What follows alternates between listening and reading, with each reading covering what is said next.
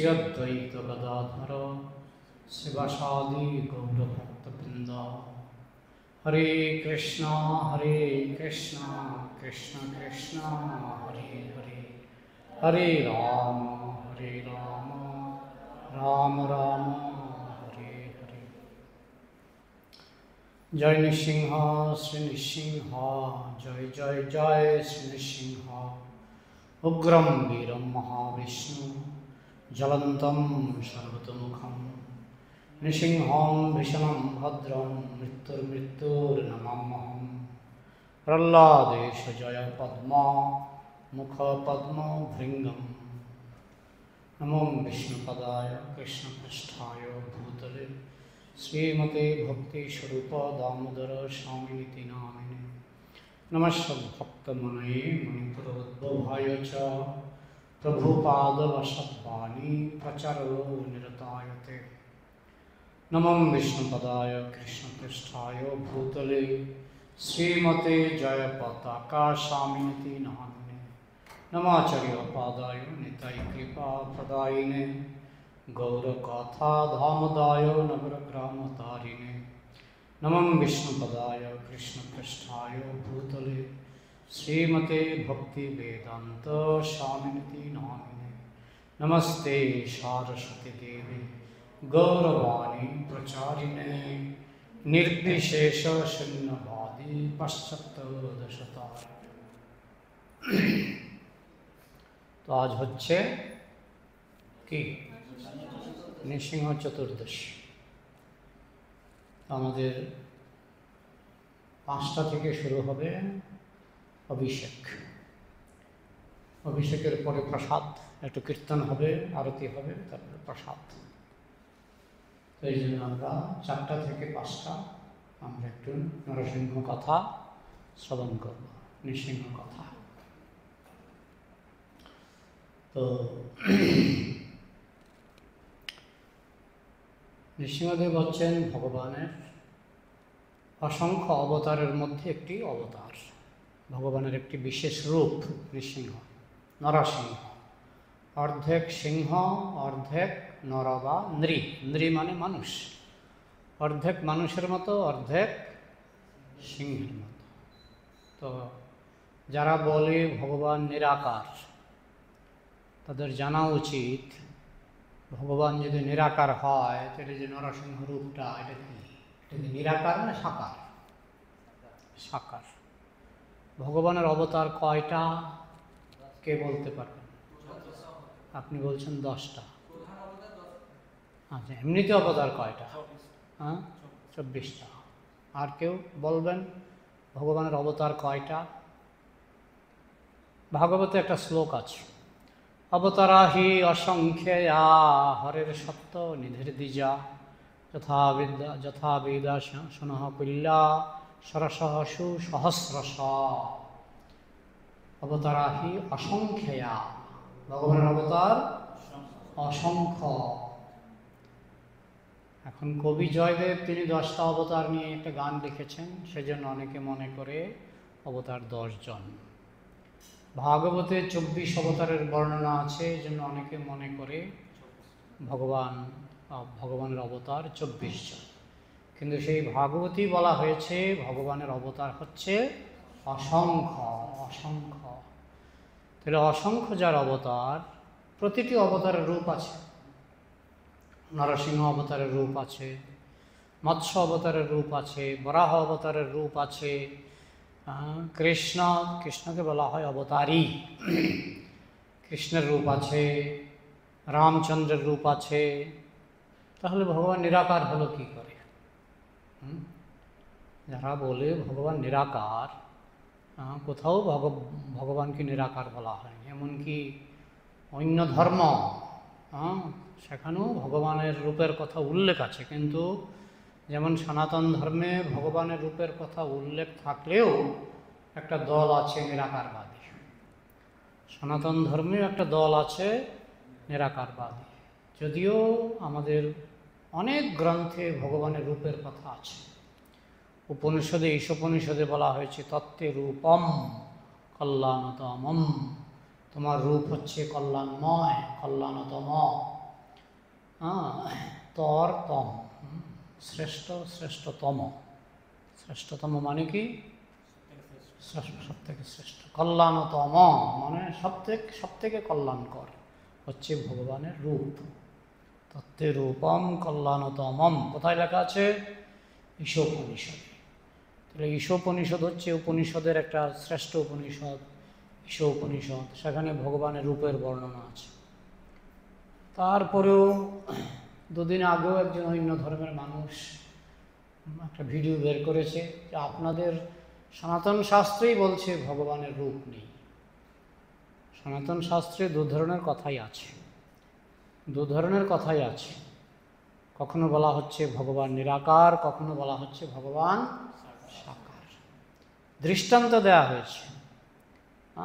যেমন সূর্য সাকার না নিরাকার? সূর্য সাকার না নিরাকার? সূর্য সাকার, কিন্তু তার জ্যোতি নিরাকার। ঠিক তেমনি ভগবান সাকার, কিন্তু তার শক্তি নিরাকার। বোঝা গেল? কিন্তু আমাদের সনাতন শাস্ত্রে ভগবানকে সাকার বলা হয়েছে, নিরাকারকে অস্বীকার করা হয়নি। শুধু বলা হয়েছে তার থেকে যে শক্তির বিস্তার সেটা হচ্ছে নিরাকার। সূর্য সাকার, কৃষ্ণ সূর্য সম, মায়া হয় অন্ধকার, যাহা কৃষ্ণ তাহা নাহি মায়ার অধিকার। কৃষ্ণ হচ্ছে সূর্যের মতো, তো সূর্য তো সাকার, কিন্তু সূর্য থেকে যে জ্যোতি বেরিয়ে আসে সেটা নিরাকার। ঠিক সেরকম কৃষ্ণ ভগবান সাকার, তার থেকে অসংখ্য অবতার হচ্ছে, তারাও সাকার, এবং তাদের কিছু শক্তি সেগুলো নিরাকার। ভগবানের শক্তি নিরাকার, কিন্তু ভগবান নিজে সাকার। কেমন? এখন নরসিংহ রূপটি, নরসিংহ অর্ধেক নর মানুষ, অর্ধেক সিংহ, সেই রূপটি তো নিঃসন্দেহে সাকার, ভগবানের সাকার রূপ। সনাতন শাস্ত্রে ভগবানের বিভিন্ন অবতারের বর্ণনা আছে, কিন্তু অন্যান্য ধর্মে, খ্রিস্টান, মুসলমান, সেখানে ভগবানের রূপের বর্ণনা নেই বললেই চলে। ওই জন্য ওইসব ধর্মে নিরাকারবাদী বেশি। সনাতন ধর্মে যে এত রূপের বর্ণনা, ভগবানের অসংখ্য অবতারের কথা আছে, প্রত্যেক অবতারের রূপ আছে, তারপরেও সনাতন ধর্মে একদল নিরাকারবাদী আছে। তো এটা অনেকটা দুর্ভাগ্যের ফলে, যাদের পাপ বেশি তারা অনেক সময় নিরাকারবাদের দিকে ঝুঁকে পড়ে। নিরাকার মানে আকারের অভাব। নিরাকার মানে কি? আকারের অভাব। এখন ভগবান কি অভাব অনটনে ভুগবেন? ভগবান হচ্ছে পূর্ণ। ওং পূর্ণমদঃ পূর্ণমিদং পূর্ণাৎ পূর্ণমুদচ্যতে পূর্ণস্য পূর্ণমাদায় পূর্ণমেব অবশিষ্যতে। ভগবান হচ্ছেন পূর্ণ। পূর্ণের মধ্যে কোনো কিছুর অভাব থাকে কি? তাহলে যারা বলে নিরাকার, নিরাকার মানে আকারের অভাব, এটা তো পরিষ্কার। নিরাকার মানে আকারের অভাব। তো অভাব অনটন কেন পূর্ণের মধ্যে থাকবে? ভগবান হচ্ছেন পূর্ণ, তার মধ্যে অভাব অনটন কেন থাকবে? আমার আকার আছে, আপনার আকার আছে, ভগবানের নাই। তাহলে আমার ক্ষমতা ভগবানের থেকে বেশি, কারণ আমার আকার আছে, ভগবানের নাই? না, ভগবানের আকার আছে, সেই আকার আমার আপনার থেকে অনেক সুন্দর। ভগবানেরও আকার আছে, তার আকার আছে বলেই আমাদের আকার আছে। তার দুটো চোখ আছে বলেই আমাদের তিনটা চোখ হয়নি। তার দুটো চোখ, আমাদেরও দুটো চোখ, কারণ আমরা তারই আকারের কপি। তার মধ্যে তার অন্তরঙ্গা শক্তির রূপ হচ্ছে নারী রূপ। তার নাম কি? রাধা। তাই এই সংসারে নারী রূপ আছে। আর ভগবান স্বয়ং হচ্ছে পুরুষ রূপ, তাই এই সংসারে পুরুষ রূপ আছে। আমাদের রূপগুলি ভগবানের রূপের কপি করা। এই সংসারের যত নারী পুরুষ, এগুলি হচ্ছে এমনকি পশু পাখি। কারণ ভগবানের যে অসংখ্য অবতার আছে না, কিছু কিছু অবতার তিনি পশুর রূপ। যেমন বরাহ অবতার কি রূপ? পশুর রূপ। তাই ভগবানের যে অনন্ত কোটি অবতার, তার মধ্যে এই সমস্ত পশু পাখির রূপও আছে। ভগবানের আছে বলেই জীবের মধ্যে এই রূপগুলি ছড়িয়ে পড়েছে। ভগবানের যদি রূপ না থাকতো, আমাদেরও রূপ হতে পারত না। ভগবান সাকার, আমরা ভগবানেরই অংশ। মমৈবাংশ জীবলোকে জীবভূত সনাতন, আমরা হচ্ছে ভগবানের সনাতন অংশ। তাই ভগবানেরও রূপ আছে, আমাদেরও রূপ আছে। তবে ভগবানের রূপ হচ্ছে সবচেয়ে সুন্দর, এবং ভগবানের বিশেষ বিশেষ রূপের কারণ আছে। এই যে নরসিংহ রূপ, অর্ধেক নর অর্ধেক সিংহ, এই রূপেরও একটা কারণ আছে। তো আজকে আমরা যথাসাধ্য শ্রবণ করার চেষ্টা করব। বৈকুণ্ঠে জয় বিজয় বলে দ্বার রক্ষক ছিলেন, দ্বার রক্ষক। তো একবার চতুর্কুমার, সনত কুমার, সনক, সনাতন, সনন্দ এবং চতুর্কুমার, চারজন কুমার, সনক, সনাতন, সনন্দ এবং সনত কুমার, চারজন। সনক, সনন্দন, সনত কুমার, আর কে? সনক, সনন্দন, সনাতন এবং সনক, সনাতন, সনন্দন এবং সনত কুমার, চারজন ব্রহ্মার পুত্র। তারা যদিও তাদের আয়ু অনেক বেশি, কিন্তু তাদের রূপটা আবার শিশুর রূপ। তারা ঠিক করেছেন বিবাহ করবেন না, এই জন্য শিশুর রূপ ধরে আছেন। তারাও শিশুর মতো মন, যার ফলে নারীর প্রতি তাদের কোনো আকর্ষণ নেই।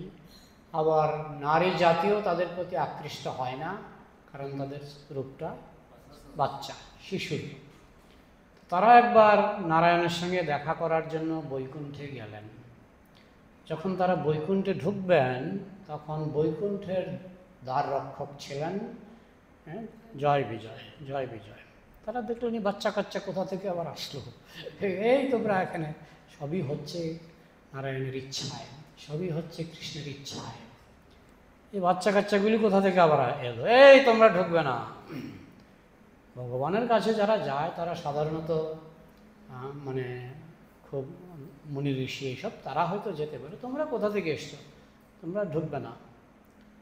তখন তারা বলছে কি, তোমরা এখানে বৈকুণ্ঠের দ্বার রক্ষক, আমাদেরকে ঢুকতে দিচ্ছ না, তোমাদের জড়জগতে জন্মগ্রহণ করতে হবে, অভিশাপ দিয়ে দিলেন।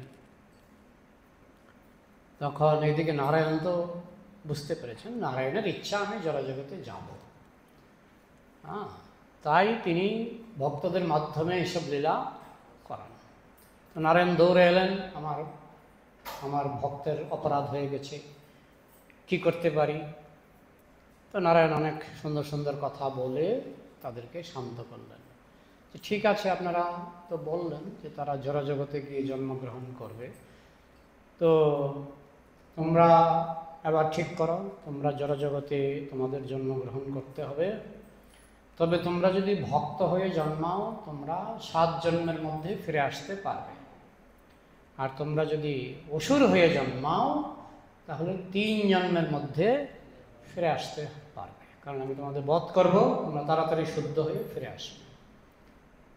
তখন জয় বিজয় ভাবতে লাগলেন, বেশিক্ষণ ভাবেননি, ভাবলেন যে বৈকুণ্ঠ মিস করে আমরা জড়জগতে গিয়ে 7 জন্ম থাকবো। আর এটা সত্যযুগের ঘটনা, সত্যযুগে মানুষের আয়ু ছিল 1 লক্ষ বছর। তো 7 জন্ম মানে অনেক অনেক আয়ু, লক্ষ লক্ষ বছর থাকতে হবে জড়জগতে, কি দরকার আছে বাবা? বলছে আমরা অসুর হয়ে জন্মাতে চাই। আর তারাও জানে যে ভগবান আমাদেরকে কেন্দ্র করে কিছু লীলা করবে, তাই তারা অসুর হয়ে জন্মাতে রাজি হলেন। অসুর হলে কয় জন্ম? 3 জন্ম। সঙ্গে সঙ্গে তারা এসে অসুর হয়ে জন্মালেন। অসুর মানে কি? বড় সাংঘাতিক অসুর। বুঝতেই পারছেন, বৈকুণ্ঠের দ্বার রক্ষক। তারা স্বেচ্ছায় এবং চতুর্কুমারের অভিশাপে তারা অসুর হয়ে জন্মেছেন।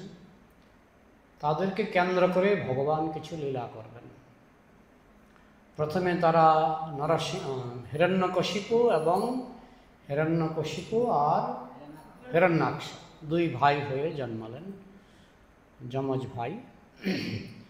জন্মের বিচারে হিরণ্যাক্ষকে বড় ভাই ধরা হয়। হিরণ্যাক্ষ বড় ভাই আগে জন্মেছিলেন, তার একটু পরেই হিরণ্যকশিপু জন্মেছিলেন। তো দুজনেই তো মহা অসুর। জন্ম থেকেই তারা মানে হুঙ্কার গর্জন করে দেবতাদের চ্যালেঞ্জ করতেন। একবার হিরণ্যাক্ষ তিনি পৃথিবীকে ফেলে দিলেন গর্ভোদক সমুদ্রে। গর্ভোদক সমুদ্রটা কোথায় কে বলতে পারবেন? গর্ভোদক সমুদ্রটা কোথায়? পাতালটা কোথায়? কিসের নিচে? হ্যাঁ, 7খানা গ্রহপুঞ্জের নিচে। এগুলি নিয়ে অনেকেরই ধারণা স্পষ্ট নয়। অনেকে মনে করে পাতাল মানে, আমরা ছোটবেলায় মনে করতাম পাতাল মানে পৃথিবীর মাটি খুললেই পাতাল পাওয়া যায়, তাই না? কিন্তু পাতাল হচ্ছে 7খানা গ্রহপুঞ্জের নিচে। গ্রহপুঞ্জ 7খানা গ্রহপুঞ্জের নিচে হচ্ছে পাতাল। পাতাল নিজেও একটা গ্রহপুঞ্জ, বোঝা গেল? অনেকগুলি গ্রহ মিলে হয় গ্রহপুঞ্জ। তো পাতাল একটা গ্রহপুঞ্জ। 7খানা গ্রহপুঞ্জের সর্বনিম্ন গ্রহপুঞ্জ হচ্ছে পাতাল। তো হিরণ্যাক্ষ পৃথিবীটাকে ধরে, মানে কত বড় তাহলে হিরণ্যাক্ষ কত বড় হতে পারে বুঝুন। পৃথিবীটাকে ক্রিকেট বলের মতো ধরেছে, ধরে কোথায় ফেললেন? গর্ভোদক সমুদ্রে।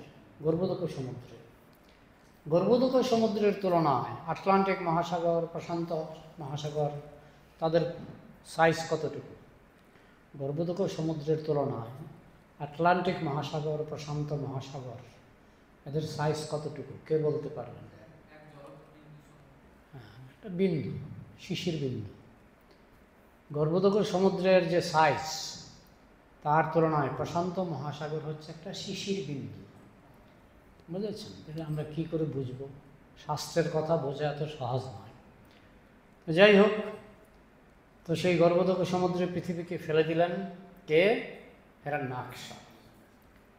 তখন ব্রহ্মা দেখলেন, এই 14 ভুবন তো ব্রহ্মার নিয়ন্ত্রণে। ব্রহ্মা দেখলেন এত বড় ভারী গ্রহটা আমি তুলতে পারব না। সব প্রাণী তো মারা গেছেই, গর্ভোদক সমুদ্রে ডুব দিয়ে সব প্রাণী মারা গেছে, আর এগুলিকে আমি তুলতে পারি, এই পৃথিবীটাকে আমি তুলতে পারব না। তো দেবতারা যখন কোনো ব্যাপারে অক্ষম হয় তখন তারা কি করে? বিষ্ণুকে স্মরণ করে। তখন ব্রহ্মা বিষ্ণুকে ডাকলেন। বিষ্ণু বললেন, কোনো চিন্তা করো না, আমি অবতীর্ণ হব বরাহরূপে এবং আমি এই পৃথিবীটাকে গর্ভোদক সমুদ্র থেকে তুলে তার কক্ষপথে রাখব। ঠিক আছে? তো বিষ্ণু বরাহরূপ মানে শূকরের রূপ ধারণ করলেন। কেমন শূকর? যেরকম শূকর আমরা দেখি সেরকম নয়, সেরকম নয়। কোটি কোটি মাইল বিস্তার। প্রথমে ব্রহ্মার নাকের মধ্যে সুরসুরি হচ্ছিল। ব্রহ্মা একটা হাঁচি দিলেন, হাঁচিতে তার নাক থেকে ছোট্ট একটা শূকর তার হাতে পড়ল। আরে এটা কি দেখতে শূকরের মতো? ব্রহ্মা এটাকে আকাশে ছুড়ে দিলেন। আকাশে যাওয়ার সঙ্গে সঙ্গে মাইলের পর মাইল বিস্তার, শরীর থেকে জ্যোতি বেরোতে লাগলো এবং অত্যন্ত সুগন্ধিময়। তো এটাকে আমাদের আমরা যে আমাদের মন্দিরেও 4-5টা শূকর মাঝে মধ্যে আমাদের মন্দির ক্রস করে যায়, দেখেছেন? যায়।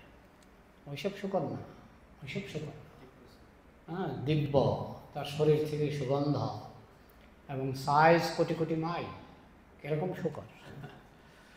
তখন তিনি গিয়ে প্রথমে পৃথিবীটা তোলার আগে তিনি গিয়ে হিরণ্যাক্ষর সঙ্গে দেখা করলেন। তো হিরণ্যাক্ষ তো তাকে দেখেই যুদ্ধ বাজিয়ে দিলেন।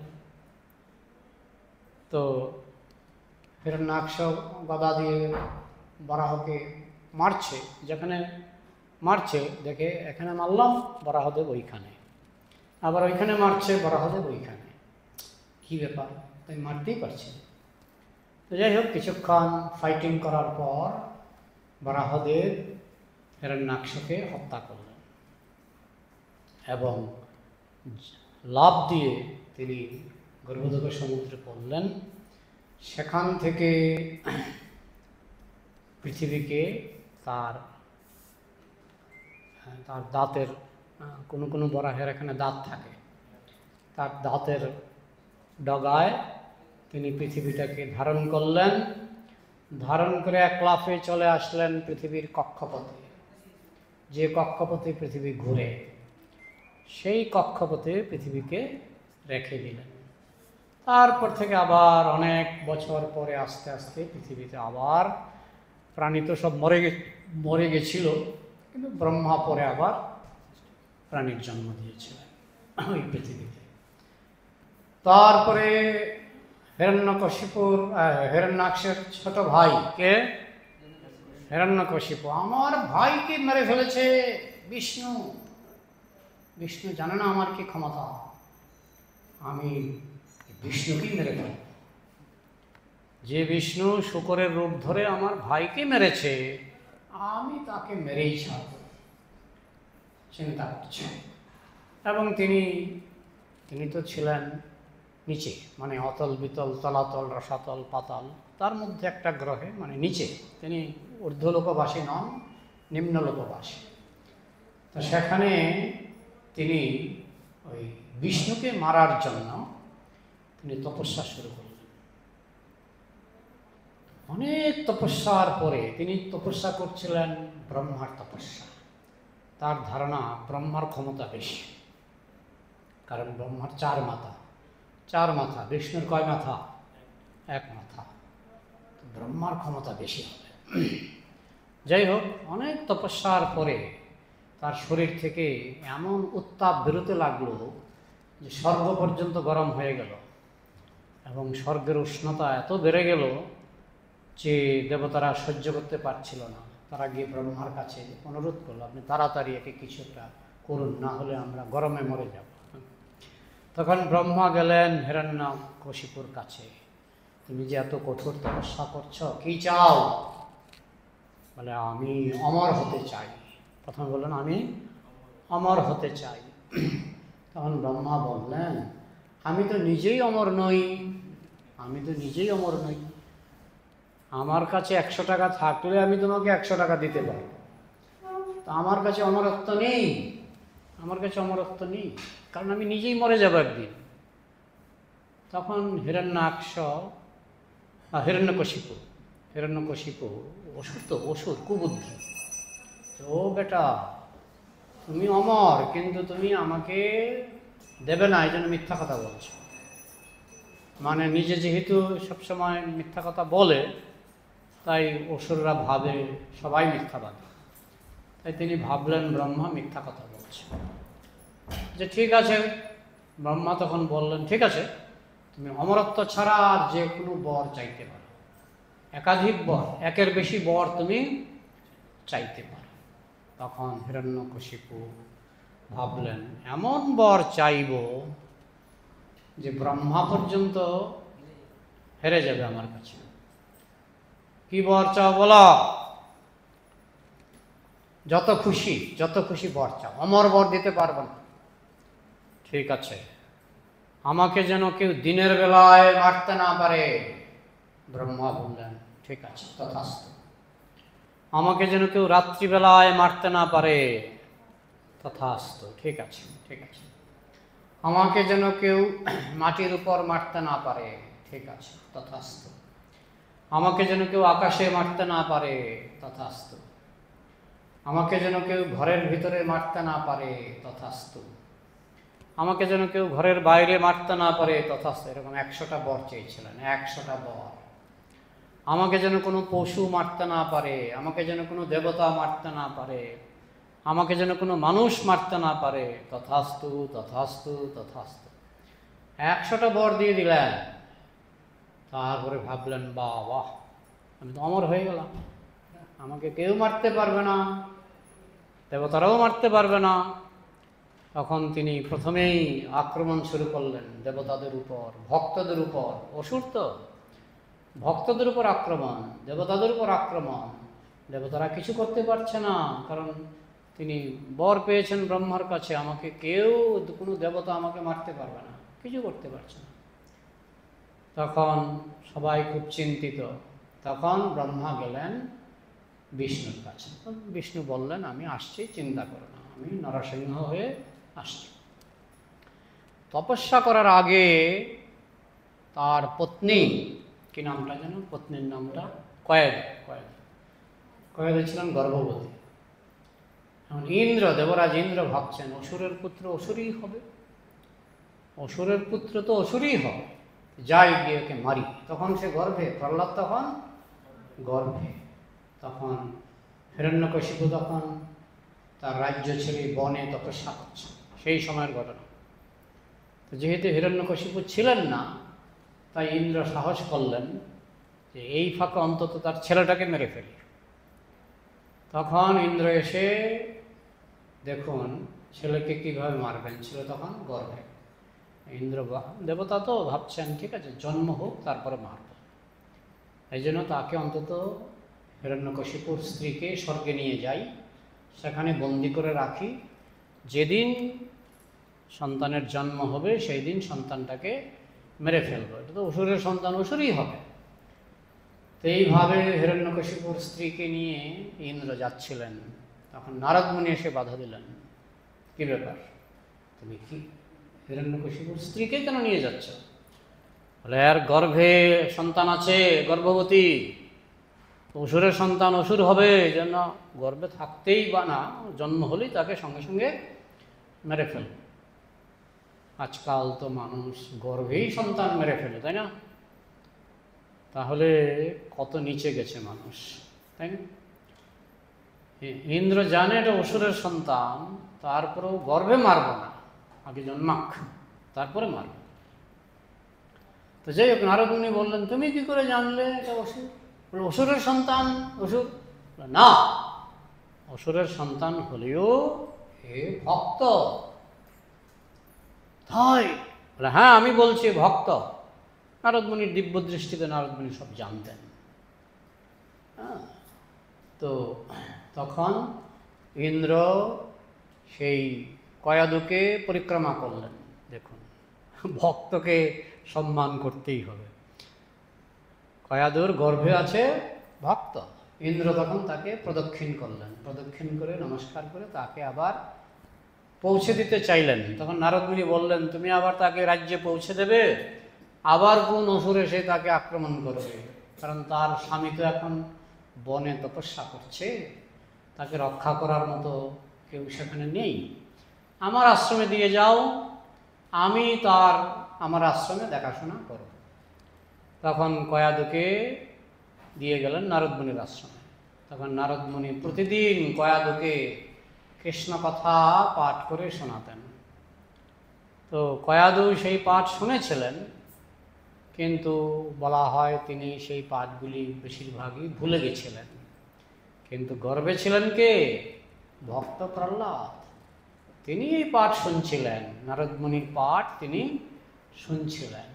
তার যখন জন্ম হলো, জন্মের সঙ্গে সঙ্গে তিনি বিষ্ণু বিষ্ণু বিষ্ণু বলে জন্মগ্রহণ করেছিলেন, এবং গর্ভ থেকেই তিনি নারদ মুনির কাছে কৃষ্ণ কথা শুনে শুনে তিনি শুদ্ধ ভক্ত। তিনি তো শুদ্ধ ভক্তই। হ্যাঁ, তার পূর্বজন্মে তিনি ছিলেন খুবই খারাপ লোক। প্রহ্লাদ মহারাজের পূর্বজন্মে তিনি ছিলেন বেশ্যা আসক্ত, বেশ্যার প্রতি আসক্ত।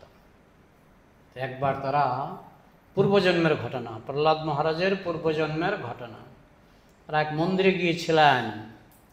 তো সেই মন্দিরে গিয়ে সেই লোকটি, মানে বেশ্যাসক্ত লোকটি, বেশ্যার সঙ্গে ঝগড়া করে, তারা দুইজনে ঝগড়া করে সারা রাত আর ঘুমাননি। আর সেই দিনটা ছিল নরসিংহ চতুর্দশী। বলে, তখন আবার নরসিংহ চতুর্দশী কীভাবে এলো?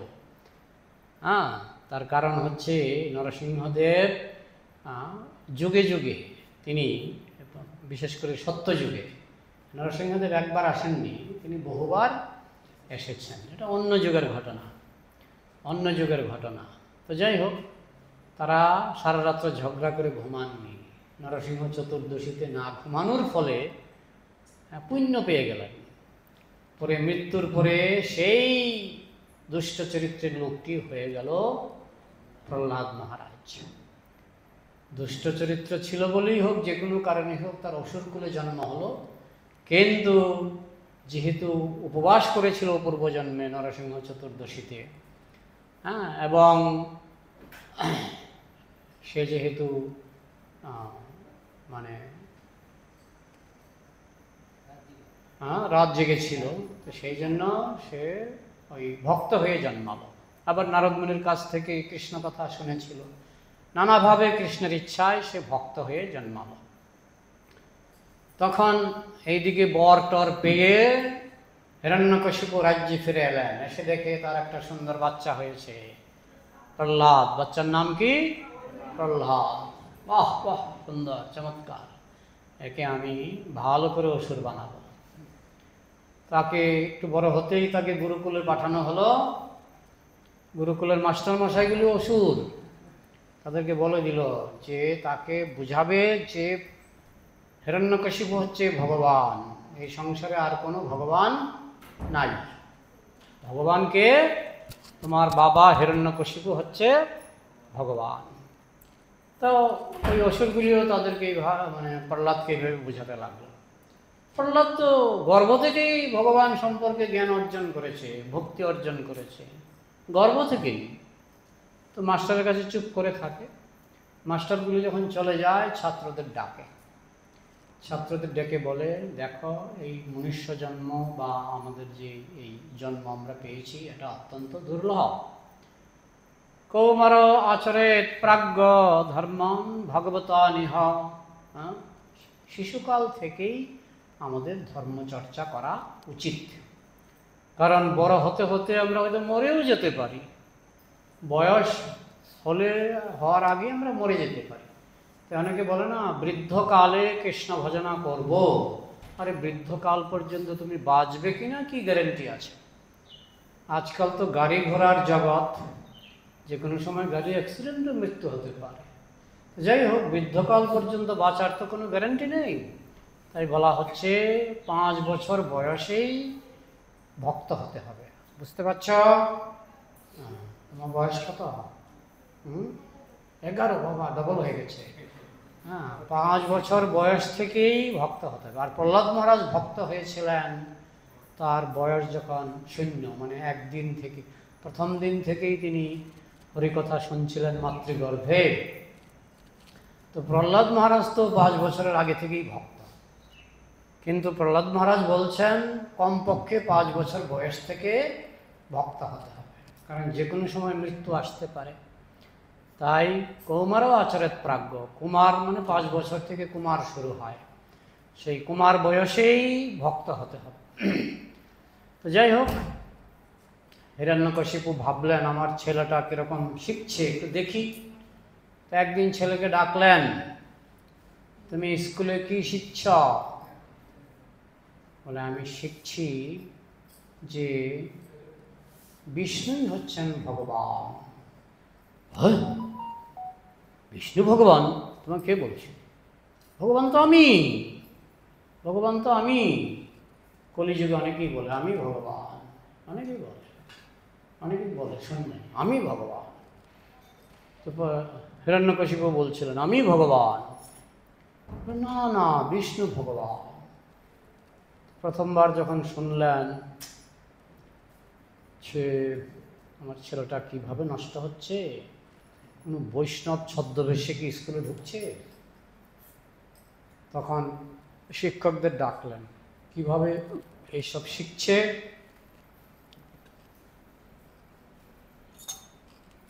ফিল্টারটা কে চেন? ফিল্টারটা ওই দিকে, বড় ফিল্টারটা। কি বলছিলাম? হ্যাঁ, শিক্ষকদের জিজ্ঞাসা করলেন যে কিভাবে শিখছে।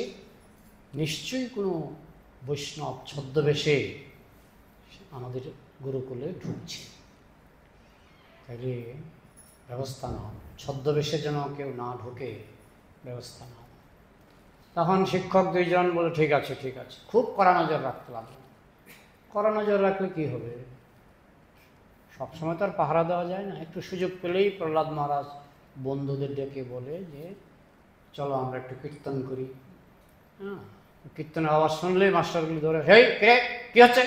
কিছু না, এই করে মাস্টারমশাইকে ফাঁকি ফক্কা দিয়ে তারা কিন্তু তাদের ভজনা চালিয়ে যাচ্ছে। তো এইটা গিয়ে মাস্টারমশাই তো গিয়ে আবার হিরণ্যকশিপুকে বলে দিলেন, দেখুন আমরা আমাদের চেষ্টার কোনো ত্রুটি নাই, আমরা আপ্রাণ চেষ্টা করছি যাতে এইসব কৃষ্ণ কীর্তন বিষ্ণু নাম এসব যাতে না করে, আমরা আপ্রাণ চেষ্টা করছি, কিন্তু এত দেখি কোথা থেকে শিখেছে। বলে দেখো ছদ্মবেশে কেউ ঢুকছে কিনা। কাউকে তো ধরতে পারলাম না আজ পর্যন্ত, ছদ্মবেশে যে প্রচার করবে কাউকে তো আজ পর্যন্ত ধরতে পারলাম না।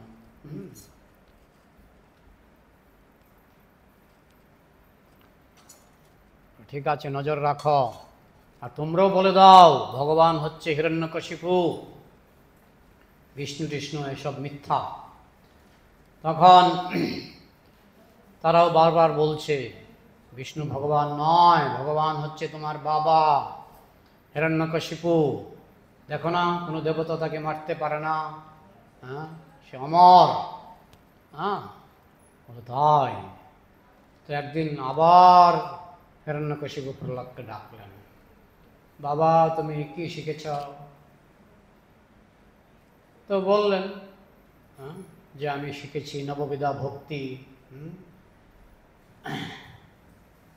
শ্রবণং কীর্তনং বিষ্ণু স্মরণং পাদসেবনম অর্চনং বন্দনং দাস্যম সক্ষমাত্ম নিবেদনম।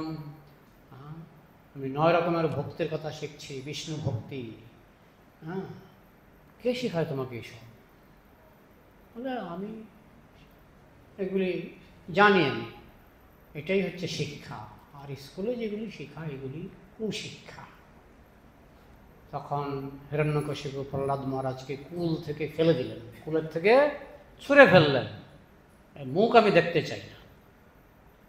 তখন সমস্ত অসুরদের ডেকে বললেন একে মেরেই ফেলো, মেরেই ফেলো। তো রাখে কৃষ্ণ মারে কে, মারে কৃষ্ণ রাখে কে। তারা প্রহ্লাদকে নিয়ে পাহাড় থেকে ছুঁড়ে মারলেন, পাহাড় থেকে ছুঁড়ে নিচে ফেললেন। বিষ্ণু এসে 2 হাত পেতে তাকে কুলে ধরে আবার নামিয়ে দিলেন। এরপর দেখে প্রহ্লাদ আবার হাঁটতে হাঁটতে চলে আসছে, তার গায়ে একটা দাগও নেই। ওরে বাবা, কীরকম পাহাড় থেকে ফেললাম আর গায়ে একটা দাগও পড়েনি। তারপর তাকে সমুদ্রের জলে ফেলে দেওয়া হলো, সবাই দেখলো সমুদ্রের জলে ডুবে গেছে, কিন্তু বিষ্ণু গিয়ে তাকে সেখানেও রক্ষা করল। তাকে বাঘ ভাল্লুকের সামনে ফেলে দেওয়া হলো, বাঘ ভাল্লুক তাকে প্রণাম করে চুপ করে বসে রইল, কারণ বাঘ ভাল্লুককে নিয়ন্ত্রণ করে কে? বিষ্ণু। বিষ্ণু যদি মনে করে বাঘ, যেমন চৈতন্য মহাপ্রভু যখন ঝাড়খণ্ডের বনপথে যাচ্ছিলেন তখন বাঘ 2 হাত তুলে নৃত্য করেছিলেন, বিষ্ণুর ইচ্ছায় সব হয়। তো এইভাবে শত শত উপায়ে প্রহ্লাদ মহারাজকে হত্যা করার চেষ্টা করতে লাগলেন। তাকে 1 গ্লাস বিষ খেতে দেওয়া হলো, প্রহ্লাদ মহারাজ বিষ খেয়ে সুস্থ, তার স্বাস্থ্য আরও ভালো হয়ে গেল। তাকে আগুনের উপরে বসানো হলো, আগুন তার কাছে মনে হলো শীতল বাতাস। কোনো মতেই প্রহ্লাদ মহারাজকে বধ করতে পারছে না। তো এই অবস্থায় হিরণ্যকশিপু ভাবলেন এই মাস্টার দিয়ে হবে না, কর্মচারী দিয়েও হবে না, আমার নিজে হাতে কিছু করতে হবে। তো একদিন খুঁজতে খুঁজতে প্রহ্লাদ মহারাজকে দেখলেন মন্দিরের ভিতরে প্রহ্লাদ মহারাজ পূজা করছে। এই তুই কার পূজা করছিস? আমি বিষ্ণুর পূজা করছি। বাবাকে ভয় পেতেন না, আমি বিষ্ণুর পূজা করছি। বিষ্ণু কোথায়? বিষ্ণু সর্বত্র, সব জায়গায়, সব জায়গায়। সামনে ছিল একটা পিলার, এই পিলারের ভিতরে বিষ্ণু আছে। হ্যাঁ, পিলারের ভিতরে আছে। সত্যং বিধাতুম নিজ ভৃত্য ভাষিতম, ভক্তের মতো ভক্ত হলে ভগবান সেই ভক্তের কথা রক্ষা করেন। তো প্রহ্লাদ মহারাজ ছিলেন ভক্তের মতো ভক্ত, তাই যখন প্রহ্লাদ মহারাজ বললেন এই পিলারের ভিতরেও বিষ্ণু আছে, বিষ্ণু সেখানেও রেডি আছে তো বটেই, তবে প্রহ্লাদ মহারাজ যেন একটা বিশেষ রূপে তিনি সেখানে রেডি। তখন হিরণ্যকশিপু গদা দিয়ে পিলারটাকে 1 আঘাতে ভেঙে ফেললেন। এরকম শক্তি, এক আঘাতে পিলার ভেঙে ফেললেন। তখন পিলার থেকে বেরোলো নরসিংহ, অর্ধেক মানুষের মতো অর্ধেক সিংহের মতো। তখন হিরণ্যকশিপু চিন্তা করতে লাগলেন, আমাকে কোনো মানুষ মারতে পারবে না, এত দেখছি মানুষ নয়। আমাকে কোনো পশু মারতে পারবে না, এত দেখছি পশু নয়। অর্ধেক পশু অর্ধেক মানুষ। যাই হোক, তাকে হিরণ্যকশিপু আক্রমণ করলেন গদা দিয়ে। এই কয়েক মিনিট গদা ঘুরিয়েই নরসিংহদেব তাকে কুলে বসালেন। কুলে বসিয়ে গিয়ে বসলেন চৌকাঠে।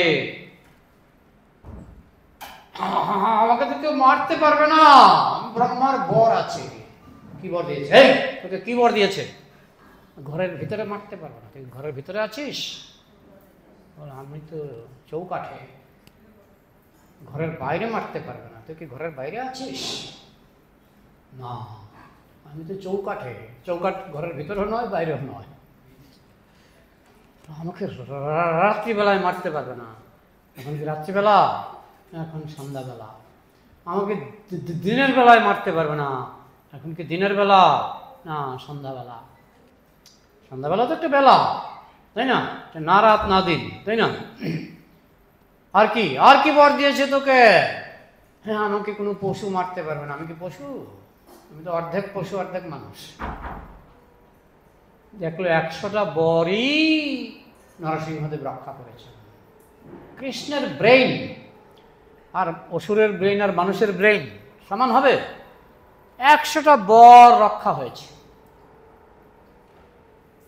ব্রহ্মা যে 100টা বর দিয়েছেন, প্রত্যেকটি বর রক্ষা করেছে। কারণ ব্রহ্মার একটা মর্যাদা আছে, ব্রহ্মাও ভক্ত। ব্রহ্মার কথাও রাখতে হবে, তোমাকে মারতেও হবে। কোনো অস্ত্র দিয়ে আমাকে মারতে পারবে না। ঠিক আছে, আমি অস্ত্র, দেখো আমার অস্ত্র আছে, অস্ত্রগুলি ব্যবহার করবো না। আমি তোমাকে হাতের আঙ্গুল দিয়ে, নখ দিয়ে মারবো। নখকে তো আর কেউ অস্ত্র বলে না, তাই না? নখ দিয়েই মারব।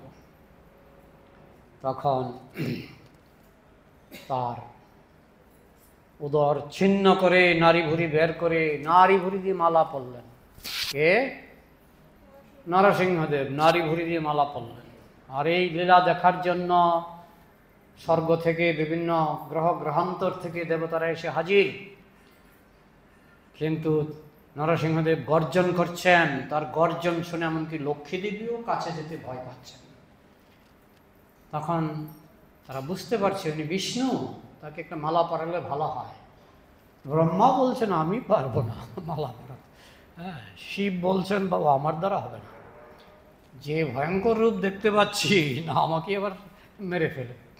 হ্যাঁ, কেউ সাহস পাচ্ছে না। আচ্ছা লক্ষ্মী দেবী, তোমার স্বামী, তুমি যাও, আপনি যান, আপনার স্বামী রেগে গেছে, এখন কি করা যাবে, গিয়ে একটু শান্ত করুন। ওরে বাবা, আমি পারবো না। তখন সবাই মিলে কাকে ধরলো? বাচ্চাটাকে ধরলো। প্রহ্লাদ, তোমার জন্যই তো অবতার, তুমি যাও। প্রহ্লাদ বললেন আমার কোনো ভয় নেই, আমার কোনো ভয় নেই। তিনি একটা মালা নিয়ে কার গলায় পরালেন? তার পিতৃহন্তার গলায়। যে আমার বাবাকে হত্যা করেছে তার গলায় মালা পরিয়ে দিলেন প্রহ্লাদ মহারাজ। তখন নরসিংহদেব হাসতে হাসতে প্রহ্লাদ মহারাজকে কুলে বসালেন। কুলে বসিয়ে তাকে আদর করলেন। প্রহ্লাদ মহারাজের ভয়ের তো কোনো প্রশ্নই নেই, তিনি আনন্দ পাচ্ছেন। হ্যাঁ, এই হচ্ছে সংক্ষেপে নরসিংহ লীলা। আর 5-10 মিনিট সময় আছে, আপনাদের প্রশ্ন নিয়ে আমরা কিছুক্ষণ আলোচনা করব। নিঃসংকোচে প্রশ্ন করুন, প্রশ্ন থাকলে হাত তুলবেন।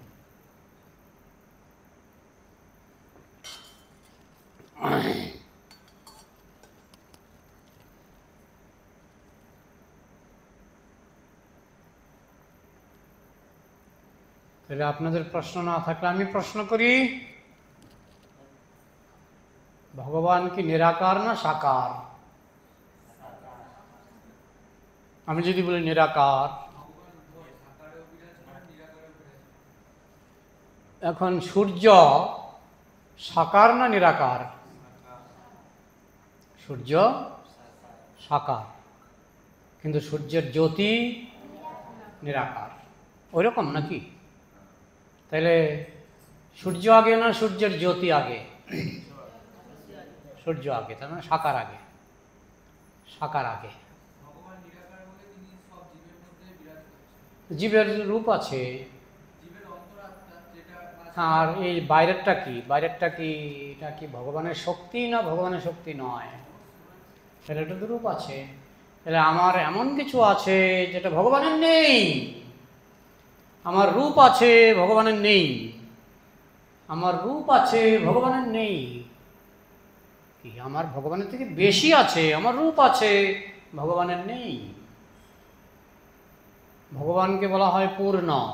ওং পূর্ণমদঃ পূর্ণমিদং পূর্ণাৎ পূর্ণমুদচ্যতে পূর্ণস্য পূর্ণমাদায় পূর্ণমেব অবশিষ্যতে।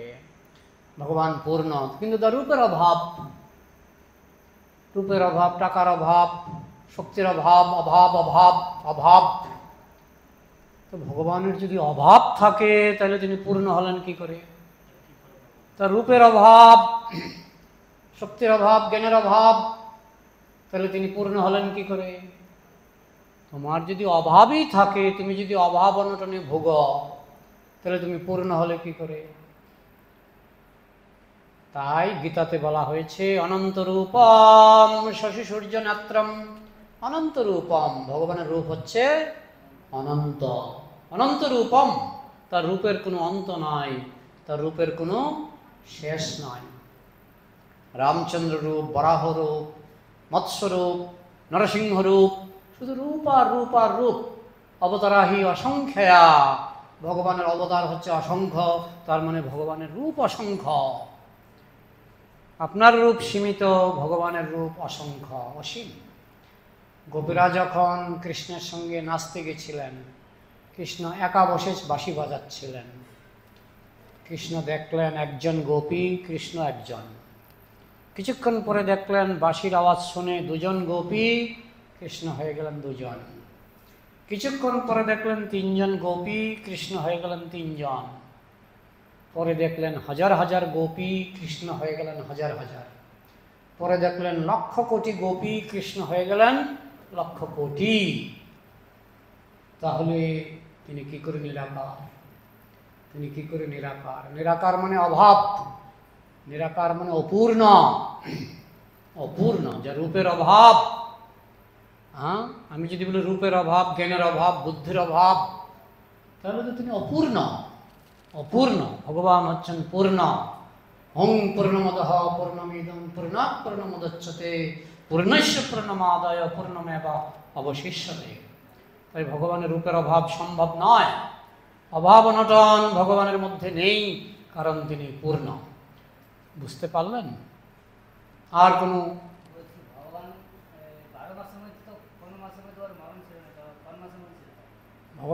ভগবানের মৃত্যু নাই, আপনারই মৃত্যু নাই। হিরণ্যকশিপু এখন মল মাসও হতে পারে, জানি না, সেটা আমি জানি না, কিন্তু সেই অভিশাপটা আছে কিনা দেখতে হবে। কিন্তু সেই অভিশাপটা আছে কিনা দেখতে হবে। এমনও হতে পারে হিরণ্যকশিপু সেই বরটা নিতেই ভুলে গেছেন, এমনও হতে পারে। 100টা বর নিয়েছে মানে এই নয় যে মাসের ব্যাপারেও বর নিয়ে ফেলেছেন। বলেছে আমাকে দিনে মারতে পারবে না, রাত্রে মারতে পারবে না।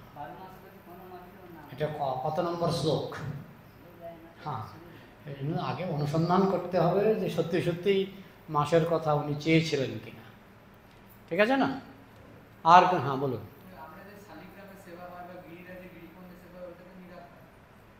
শালগ্রামের আকার নাই, ক্যামেরা দিয়ে তোলা যাবে না ছবি। বিভিন্ন রূপ তো কৃষ্ণ বলেছে, অনন্ত রূপম।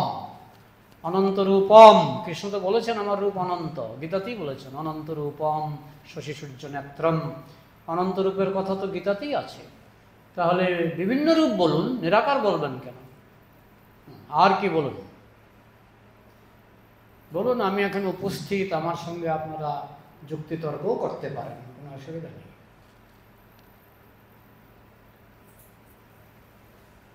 তো যুক্তি মানব না। ভগবান বলছেন অনন্ত রূপম, আমার কোনো অভাব নেই, আমার রূপেরও অভাব নেই। রূপের অভাব থাকলে বুদ্ধি, আরেকজন বলবে বুদ্ধির অভাব, আরেকজন বলবে জ্ঞানের অভাব। আমরা যদি অভাবের বৃত্তের মধ্যে কৃষ্ণকে ফেলে দিই, রূপের অভাব, হ্যাঁ বুদ্ধির অভাব, হ্যাঁ জ্ঞানের অভাব, অভাবে অভাবই তার ডেফিনেশন হবে। কিন্তু তার যেমন জ্ঞানের অভাব নেই, তার রূপের অভাব নেই। আমার রূপ সীমিত, কৃষ্ণের রূপ অনন্ত রূপম। রাস নাচের সময় যতজন গোপী, লক্ষ কোটি গোপীর জন্য লক্ষ কোটি কৃষ্ণ, তার রূপ কিভাবে বিস্তার পায়। নরসিংহদেব একটি রূপ, আজকে নরসিংহ চতুর্দশী, এই তিথিতে তিনি নরসিংহ রূপে আবির্ভূত হয়েছিলেন, এটা একটা রূপ। তাহলে তিনি নিরাকার কি করে হবেন? নিরাকার হচ্ছে তার অঙ্গ জ্যোতি। হ্যাঁ, এই যে টিউবলাইট, তার আকার আছে কিন্তু তার জ্যোতির আকার নেই। তো কে বড়, টিউবলাইটটা বড় না জ্যোতিটা বড়? কে কার উপর নির্ভরশীল? সূর্য বড় না সূর্যের জ্যোতি বড়? সূর্য বড়। সূর্য আছে বলেই তো জ্যোতি আছে। তাই আদি হচ্ছে রূপ, নিরাকার হচ্ছে, হ্যাঁ নিরাকার আমরা মানি, নিরাকার হচ্ছে সাকারের বিস্তার। সূর্যের বিস্তার হচ্ছে নিরাকার জ্যোতি, সেটা আমরা মানি। কিন্তু ভগবানের রূপ নেই মানে তাকে অভাবের মধ্যে ফেলে দেব। রূপের অভাব, অভাবে আমরা ফেলব না, পূর্ণকে আমরা অভাবে ফেলব না। বোঝা গেল? এবার যুক্তি থাকলে বলুন। প্রভুপাদ সারা বিশ্ব কাঁপিয়ে দিলেন, প্রত্যেক মন্দিরে কৃষ্ণের রূপ। আমি বোম্বে মন্দিরে এক বছর ছিলাম, সেখানে রাম লক্ষ্মণ সীতা রূপ। হ্যাঁ, বিভিন্ন মন্দিরে ভগবানের বিভিন্ন রূপ। হ্যাঁ, মায়াপুরে নরসিংহ, সেই নরসিংহরও লীলা আছে। মায়াপুরে যে নরসিংহ, তারও সুন্দর চমৎকার লীলা আছে। এখন বলুন, আর কি প্রশ্ন আছে আপনাদের? নিঃসংকোচে প্রশ্ন করবেন। একটু পরেই অভিষেক শুরু হবে, আমি তো পাঠ বন্ধ করব, তাই প্রশ্ন যা করার করে নিন।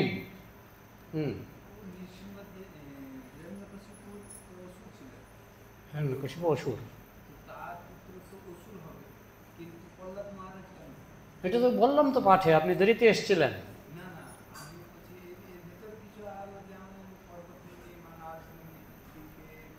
না, অসুরকুলকে উদ্ধার করবেন। অসুরকুলও তো, আর কৃষ্ণ তো যে কোনো জায়গায় যে কোনো স্থানে আসতে পারেন। অসুরকুলে তো তার প্রবেশ নিষেধ নেই। অসুরকুলও তো প্রচারের দরকার, অসুরকুলও প্রচারের দরকার। তো প্রহ্লাদ মহারাজ অসুর ছিলেন বলে তিনি অসুরকুলে কৃষ্ণ ভক্তির প্রচার করতে পেরেছিলেন, এবং তার বংশধরে অনেকেই পরবর্তীকালে ভক্ত হয়েছিল। যে বামনদেবের ভক্ত নাম কি? বলি মহারাজ, প্রহ্লাদ মহারাজের বংশধর। হ্যাঁ, প্রহ্লাদ মহারাজ থেকে যে ভক্তি শুরু হয়েছিল, অসুরকুলে অনেকেই সেই ভক্তি লাভ করেছিল। আর কি প্রশ্ন বলুন?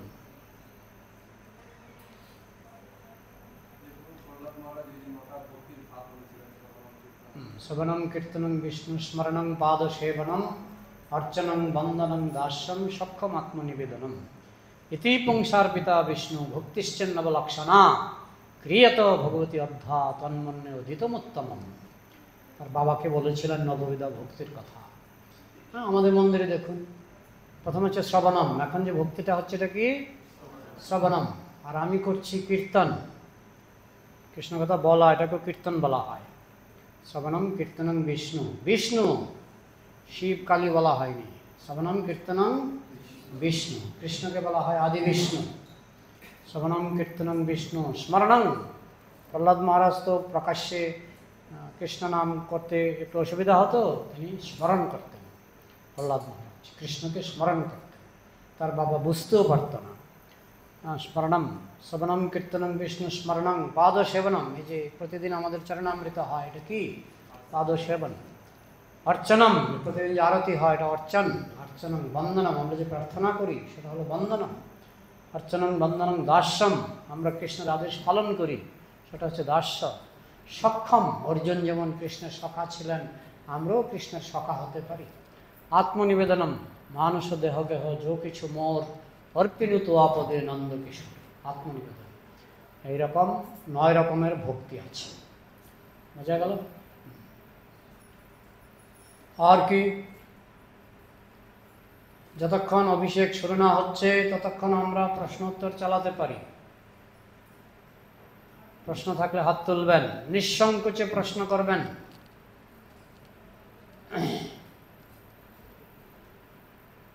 ইসকন মানেই প্রশ্ন, প্রশ্ন করবেন, উত্তর পাবেন।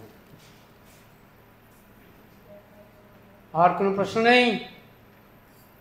তবে এখনো অভিষেক শুরু হয়নি, আমরা এই সময়টা, তাহলে প্রশ্ন না থাকলে তো বন্ধ করতে বাধ্য। ঠিক আছে, বন্ধ করছি।